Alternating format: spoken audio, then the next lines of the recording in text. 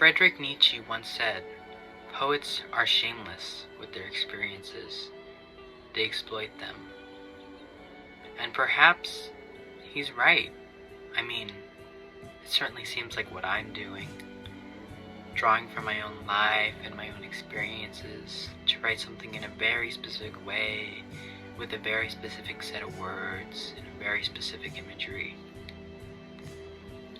But the experiences happened in the past, and the only malleable piece of evidence for them would be something physical, like photos or videos.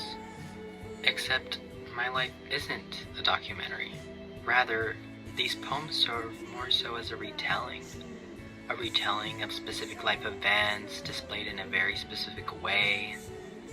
When poetry is brought up to the surface, as I have just done with these 30 poems, it's important in times like this to remember that regardless of how beautiful or intricate the world building may appear, a poet is biased, sensitive, and, most of the time, incapable of vocalizing themselves.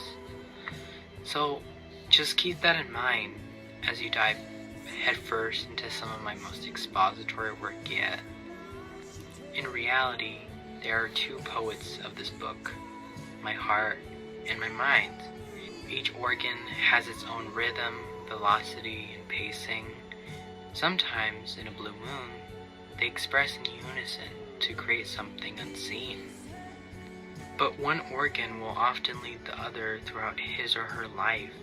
It's important to distinguish later at the different intervals, and where it could be more accurate for the brain and the heart to display their instruments than the raw stages of adolescence. In this tragic unfolding tale, you will witness the diversion of my two worlds just before they ascend into my adulthood. So now, it's time to look inward and reflect on my not-so-distant past. It's time to witness the perspective of a self-described angsty teenager from the California suburbs.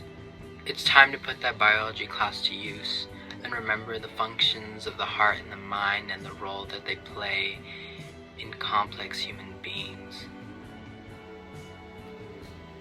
I create art, and even if I pause my work, I will never stop creating art.